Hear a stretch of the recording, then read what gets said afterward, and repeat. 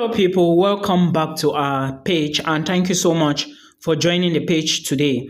Please guys, if you are looking to apply for a visa to Canada, you should listen to this video till the end, and if you find this video interesting, please share to somebody. If you need a one-on-one consultation with me, book on this page or ask us. Thank you so much. Now, please, if you want to study in Canada, make sure the school you are applying to is a school that would be able to give you a postgraduate work permit, what is commonly called PGWP. That is the first thing.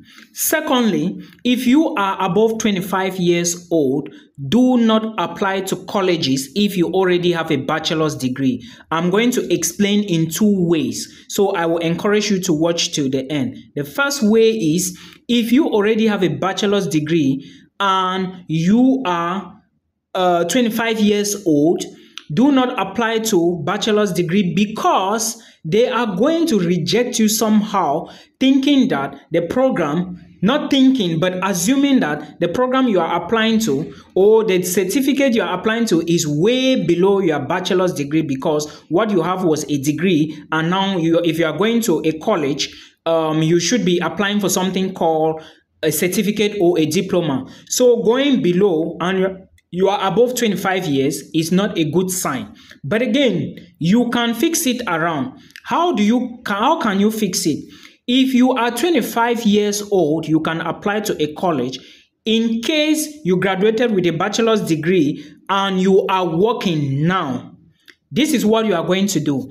If you are working and you left university 3 years ago or 4 years ago, let's say with mathematics, and now you are working as a marketer, if you want to apply to a college, apply to something that relates to marketing, point number one, because there is something the visa officer usually rejects people on. They call it inconsistency.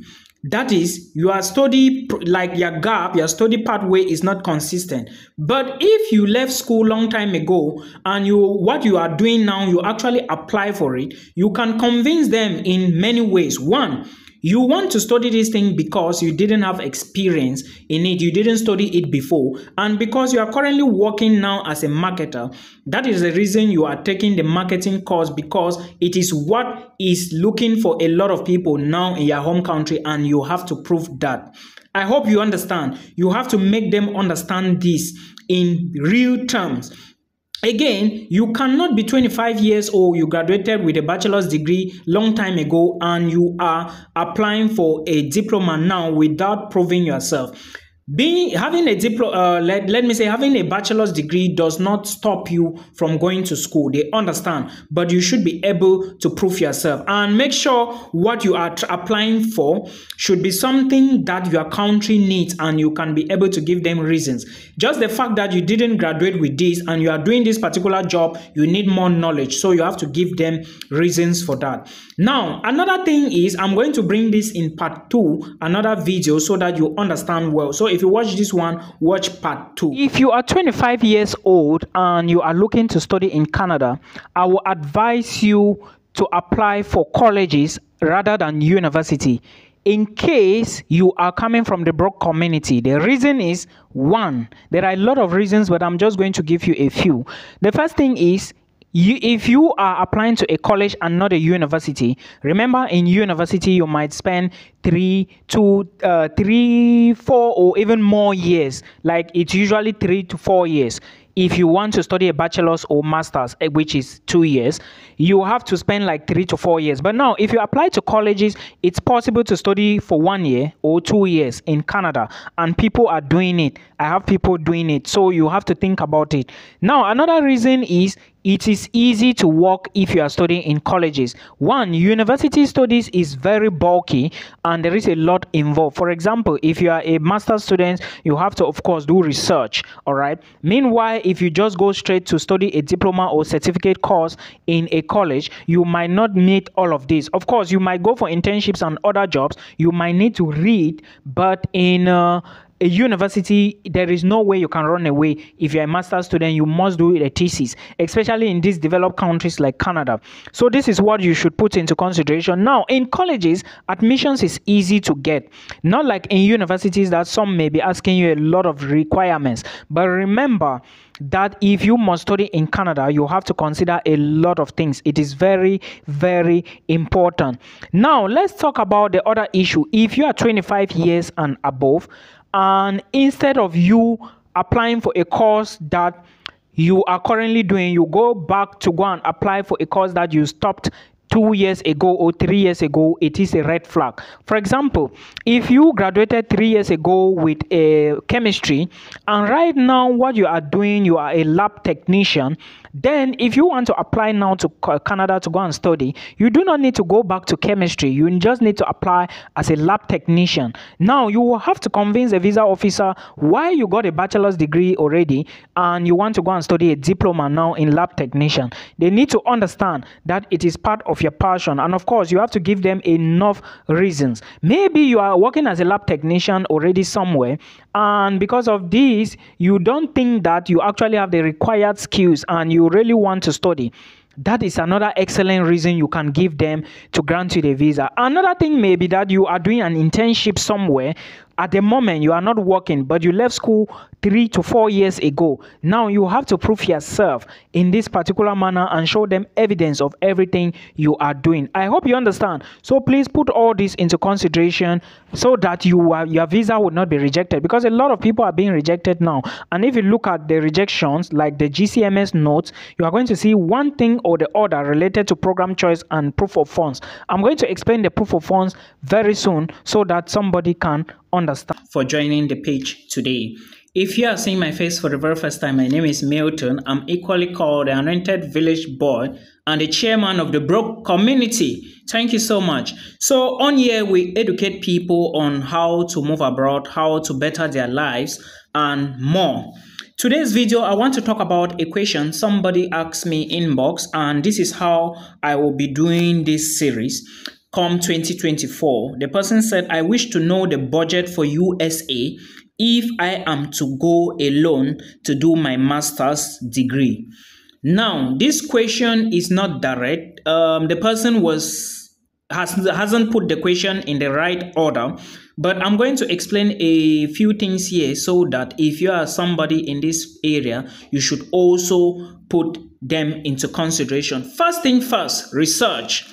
I always emphasize on research because without research, you cannot know all these things. Without research, you cannot know the schools you want. Without research, you cannot even know what you need. First of all, begin by watching YouTube videos and start by doing Google search. Now, when you ask about budget, it means you want to go on the study route. The first thing you need to put into consideration is, do you want to study in a university which is way cheaper or maybe in an expensive school? And you cannot know this. Now it is time for you to do research. And when you do the research, you are going to find your tuition fee. And finding your tuition fee, you first of all need to find a university where you are going to study that particular program you need. When you find that program and find a university, locate the tuition fee section and calculate everything you need to spend per year. When you calculate all of this, now you are going to know the budget you need for your tuition fee and the living costs. Then from there, you will now know how much you need to budget. Remember, if you are applying for US visa and you do not have a scholarship, your chances of getting that visa, especially in my home country, is 20 to 30% on 100. But it doesn't mean that people are not getting the visa without scholarships. But first, to know the budget, you need to sum up. First of all, do research on what you want to study. Then when you do research, you will now know the university. You now know the living costs in that particular province or let me say city or state.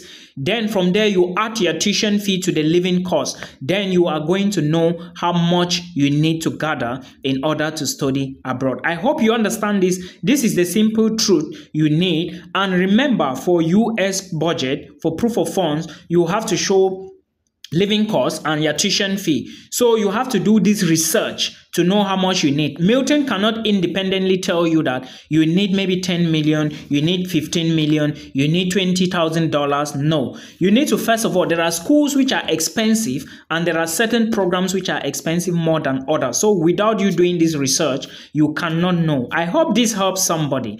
My name is Milton. If you are new here, I'm equally called the chairman of the broke community. Thank you so much for joining today. Before I proceed to this video, if you need a one-on-one consultation with me, please book on this page. Then I am going to call you on a direct call. Do not forget, I share everything on travel on my YouTube channel by name Milton Fonkwa. Thank you so much. So today's question is from somebody. He said he is applying for a master's degree and would like to know if IELTS is required for the University of Iceland. The very first thing is, yes, IELTS is required. And if you must know, make sure you check the program website very well in which you want to apply. According to him, he wanted to pay his application fee but want to confirm if IELTS is required.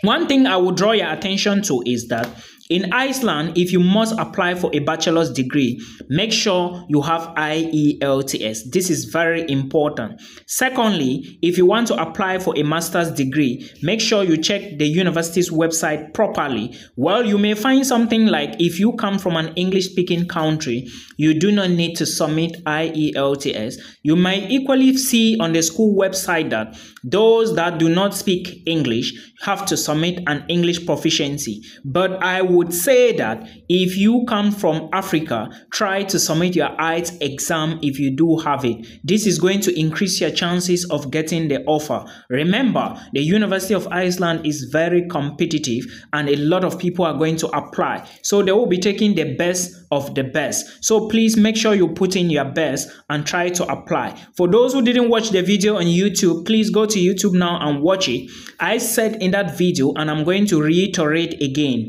the University of Iceland is almost free. All they charge is a semester registration, or let me say an administrative fee, which is like 75,000 Icelandic krona. If you look at that money critically, it's not more than $600. That is all they will charge you per semester. I hope you enjoy this. Please do not forget that most courses or most bachelor's programs in Iceland are not in English language. That is to say, you cannot study them in English language. Do not let anybody discourage you. If you have the money to travel yourself out to go to Iceland, do it and do it with immediate effect. For proof of funds, I mentioned on YouTube that it's 11,000 euros. For more details on how to get that, get to my YouTube channel with name Milton Fonkwa and enjoy. Till we meet again in another one. Bye.